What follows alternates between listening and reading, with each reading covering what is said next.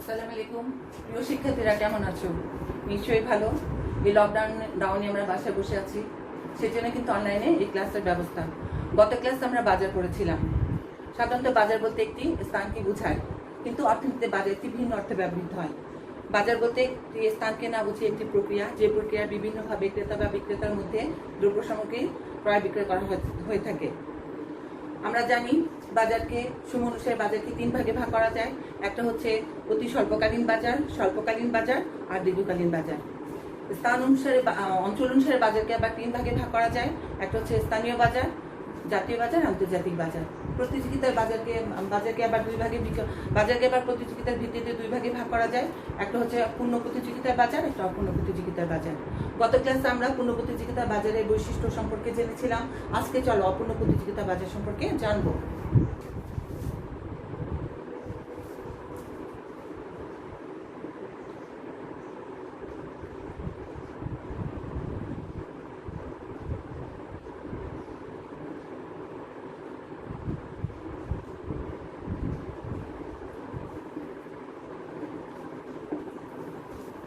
অপূর্ণ প্রতিযোগিতার বাজার বলতে সেই বাজারকে বোঝায় যেখানে কতিপয় বিক্রেতা অসংখ্য ক্রেতা সমজাতীয় বা প্রায় সমজাতীয় দ্রব্য কেনাবেচা করে থাকে।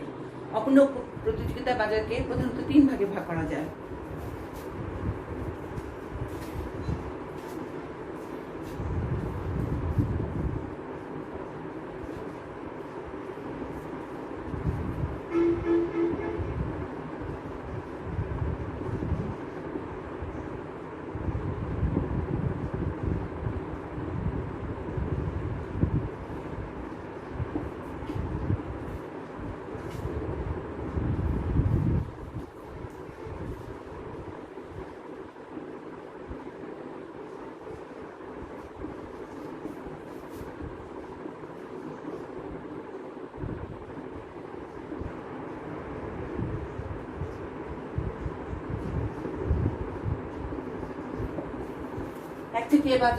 একচেটিয়া বাজারকে ইংরেজিতে মনোপলি বলা হয়।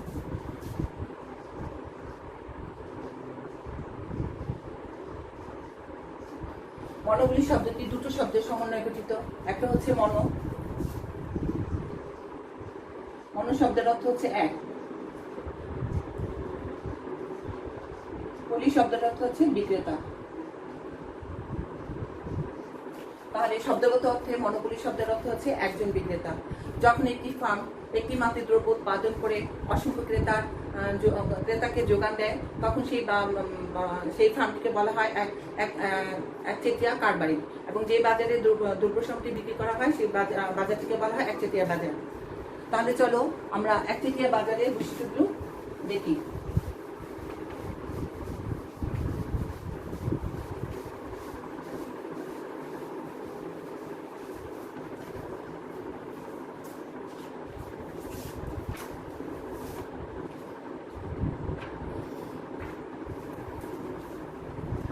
একচেটিয়া বাজারের বৈশিষ্ট্যগুলো দেখো।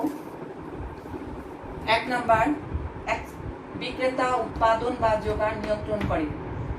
একচেটিয়া বাজারে একমাত্র উৎপাদক ও বিক্রেতা থাকায় দ্রব্যের উৎপাদক ও যোগান সম্পূর্ণরূপে নিয়ন্ত্রণ করে থাকে। তোমরা সবাই খাতায় এগুলো লিখে নিবে। 2 নাম্বার, নিকট পরিবর্তক দ্রব্য নেই। ফার্ম যে দ্রব্যটি উৎপাদন ও বিক্রয় করার কারণে দ্রব্যটি সমজাতীয় বা প্রায় সমজাতীয় কোনো দ্রব্য পাওয়া যায় না। 3 নাম্বার, সর্বাধিক মুনাফা লাভের চেষ্টা। একচেটিয়া কারবারি ব্যক্তি বেসরকারি খাত দ্বারা পরিচালিত হয় বলে সর্বাধিক মুনাফা অর্জন করাই এর লক্ষ্য। 4 নাম্বার, একচেটিয়া কারবারি ফার্ম ও শিল্প একই। একচেটিয়া বাজারে একটি মাত্র ফার্ম থাকে, ফার্মটি শিল্প হিসাবে পরিচিত। 5 নাম্বার, এককভাবে দাম অথবা যোগান নিয়ন্ত্রক। একচেটিয়া ফার্ম এককভাবে উৎপাদন যোগান দিয়ে থাকে, একমাত্র উৎপাদক হওয়ার খুব সহজেই দ্রব্যের দাম অথবা যোগান নিয়ন্ত্রণ করতে পারে। 6, নতুন ফার্মের প্রবেশ বন্ধ। একচেটিয়া শিল্পে নতুন ফার্মের প্রবেশের সুযোগ নেই, সেই জন্যই একচেটিয়া বাজারে নতুন ফার্ম প্রবেশ করতে পারে না। তো আমি যে এগুলো পয়েন্টগুলো বৈশিষ্ট্যগুলো রেখে দিলাম, তোমাদের দেখিয়ে এলাম, তোমরা অবশ্যই এটা খাতায় লিখে নিবে।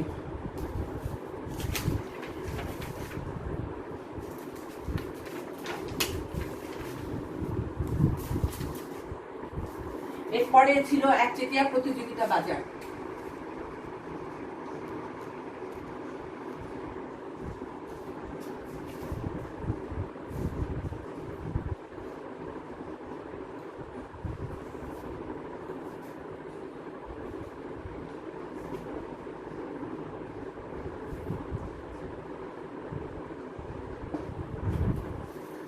একচেটিয়া প্রতিযোগিতা বাজার বলতে বোঝায় সমজাতীয় অথচ পৃথকী করা যায় এমন সকল দ্রব্যর মধ্যে প্রতিযোগিতা এবং একচেটিয়া উৎপাদন সমন্বয়ে যে বাজার গঠিত হয় তাকে একচেটিয়া বাজার বলা হয়।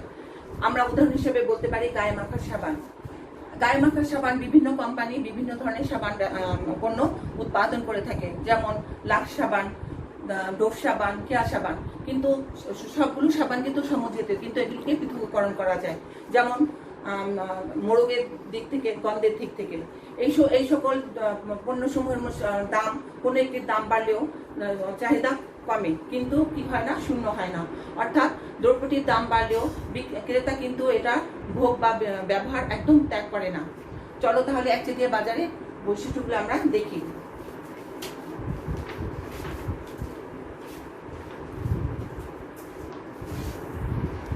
একচেটিয়া প্রতিযোগিতার বাজারে কতগুলো বৈশিষ্ট্য আছে সেগুলো আমরা দেখছি কি কি আছে। দেখো, ফার্ম বিক্রেতার সংখ্যা।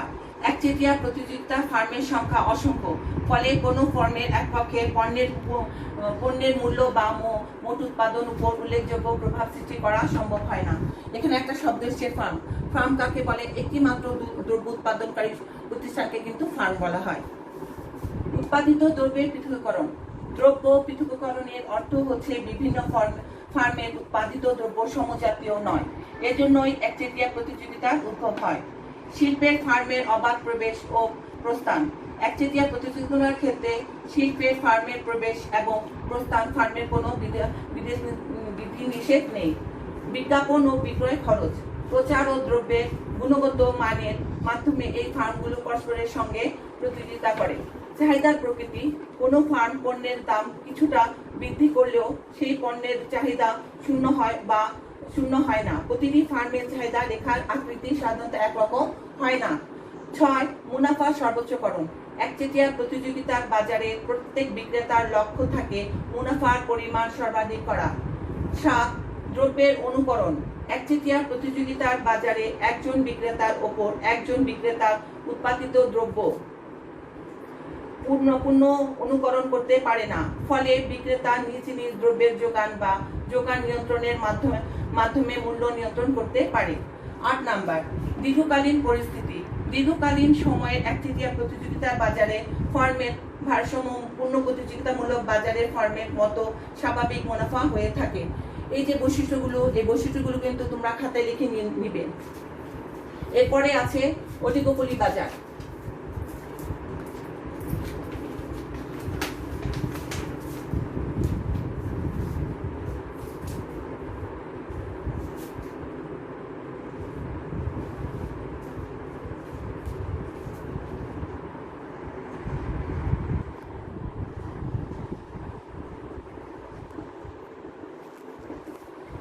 অলিগোপলি বাজার বলতে সেই বাজারকে বোঝায় যেখানে কতিপয় বিক্রেতা, অসংখ্য ক্রেতা, দ্রব্যটি সমজাতীয় বা প্রায় সমজাতীয় হয়ে থাকে এবং দ্রব্যটি বিক্রয় করা হয়ে থাকে।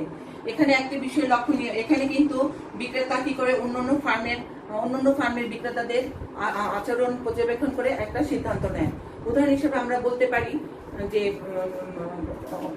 সমজাতীয় যে দ্রব্যগুলো সেগুলো ক্রয় বিক্রয় এখানে করা হয়ে থাকে। তাহলে চলো অলিগোপলি বাজারে আমরা কতগুলি বৈশিষ্ট্য দেখি।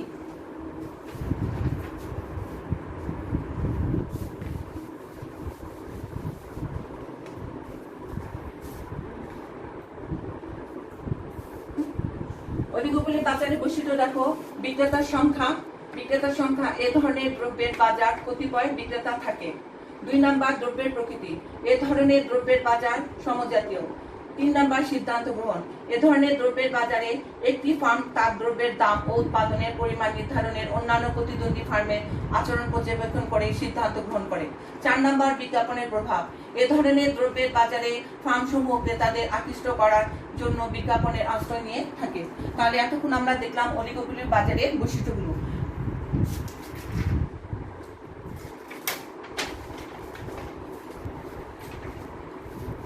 আমরা জানতে চাই বাংলাদেশের বাজার ব্যবস্থাটা কেমন।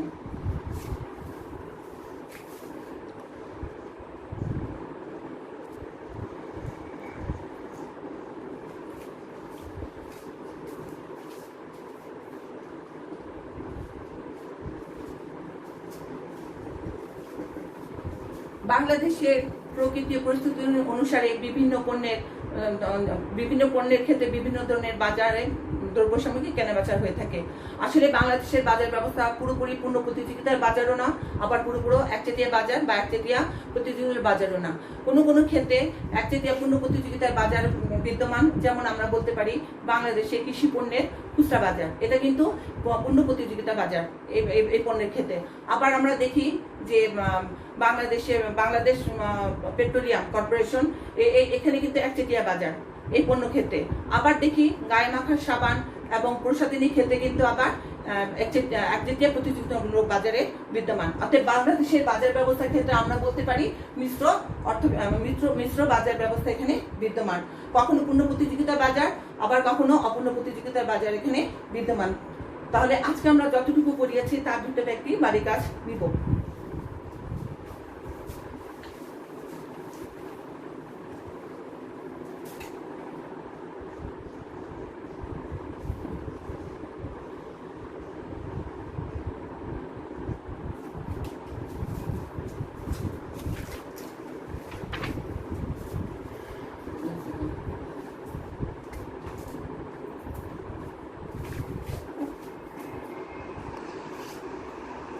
সবাই টাইম কাজটি খাতায় তুলে নিবে।